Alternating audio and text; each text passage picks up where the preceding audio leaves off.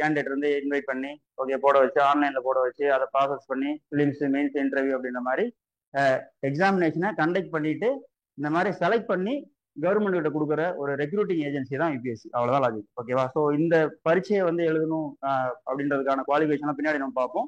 So யூபிஎஸ்சியில என்ன அப்படின்னா மத்திய அரசு பணியாளர் தேர்வாணையம், தமிழ்ல அவ்வளவுதான். ஓகேவா? ஸோ இந்த பணியாளர் தேர்வாணையம் நடத்தக்கூடிய எக்ஸாமை எழுதி தான் IAS, IPS, IFS, okay, IRS, IRTS இந்த மாதிரியான நிறைய பணிகளுக்கு இந்தியா ஃபுல்லா வேலைக்கு அமர்த்தக்கூடிய ஒரு ஏஜென்சி தான் இந்த யூபிஎஸ்சி. Okay, right. ஸோ அடுத்து how to prepare for UPSC. Okay, so இந்த மாதிரி நிறைய கொஸ்டின்ஸ் இருக்கு. நம்ம ஒவ்வொரு கொஸ்டினா நம்ம பார்க்கலாம். ஸோ ரெண்டாவது கொஸ்டின் பார்த்தீங்கன்னா how to prepare for UPSC. ரொம்ப இந்த செஷன் ஃபுல்லாவே நம்ம பார்க்கும்போது இந்த செஷன் ஃபுல்லாவே நிறைய கொஸ்டின்ஸ் எல்லாமே இருக்கும். அதை எல்லாத்தையும் கம்பேர் பண்ணணும் அப்படின்ற போது இந்த செகண்ட் கொஸ்டினுக்கான ஆன்சர் அப்படின்றது கிடைச்சிடும். ஓகேவா?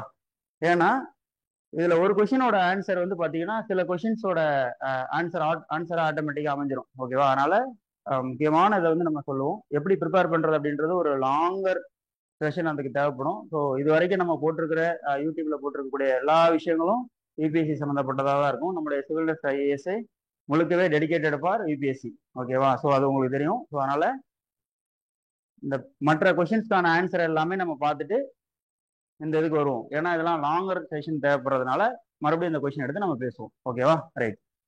So third question, I am an average or below average student, can I choose UPSC field? Okay, right. அதெல்லாம் ஆவரேஜ் அண்ட் பிலோ ஆவரேஜ். சரி, இப்படி பார்ப்போமா நம்ம. ஸ்கூல் லைஃப்ல எத்தனை பேர் 10th மார்க் கம்மியா இருக்கும்? சரிங்களா? ஒரு 50% வச்சிருப்பீங்க, 55% வச்சிருப்பீங்க. சரியா? 12th அதே மாதிரி வச்சிருப்பீங்க. சில பேர் 10th கம்மியா இருக்கும், 12th அதிகமாக வாங்கியிருப்பாங்க. சில பேர் 10th அதிகமாக வாங்கியிருப்பாங்க, 12th கம்மியா வாங்கியிருப்பாங்க, காலேஜ்லயும் கம்மியா வாங்கியிருந்திருப்பாங்க. ஓகேவா? ஸோ அவங்களோட அந்த ஸ்டடி கிராஃப் அப்படின்றது சில பேருக்கு வந்து அப்போர்டா இருக்கும், சில பேருக்கு ஃபிளக்சுவேட்டிங்கா இருக்கும், சில பேருக்கு டவுன்வோர்டா இருக்கும். What ever it is. Okay, so நீங்க எப்பயாவது ஒரு டைம் வந்து உணர்ந்திருக்கீங்களா? அதாவது என்னன்னா, ஃபார் எக்ஸாம்பிள் போன வருஷத்தை விட அல்லது அதுக்கு முந்தின வருஷத்தை விட அதுக்கு முந்தின வருஷம் நீங்க பண்ணின செயல்கள் இருக்குல்ல, ஏதோ ஒன்று ஆக்டிவிட்டி செஞ்சிருப்பீங்க. அந்த ஆக்டிவிட்டிஸ் எல்லாம் உங்களுக்கு சில சமயம் வந்து ஒரு ஜோக் மாதிரி இருக்கும். அடாடா, நம்ம போயிட்டு ஒரு சின்ன ஒரு பொம்மைக்காக நம்ம அழுதுட்டு இருந்தோமே, ஓகே அப்படின்ற மாதிரியான ஒரு புரிதல் வந்துருக்கும். இப்ப நீங்க எந்த ஏஜ்ல இருக்கீங்களோ அந்த ஏஜ்ல இருந்து ஒரு 3 இயர்ஸ் பேக் அல்லது 5 இயர்ஸ் பேக் நீங்க நினைச்சு பாருங்க, சில சில்லியான விஷயங்கள் எல்லாமே பண்ணியிருந்திருப்பீங்க. ஓகேவா? இப்ப அதை பத்தின புரிதல் வந்து உங்களுக்குள்ள வந்திருக்கும். Yes or no? எல்லா விஷயத்திலுமே நான் சொல்றேன். ஓகேவா?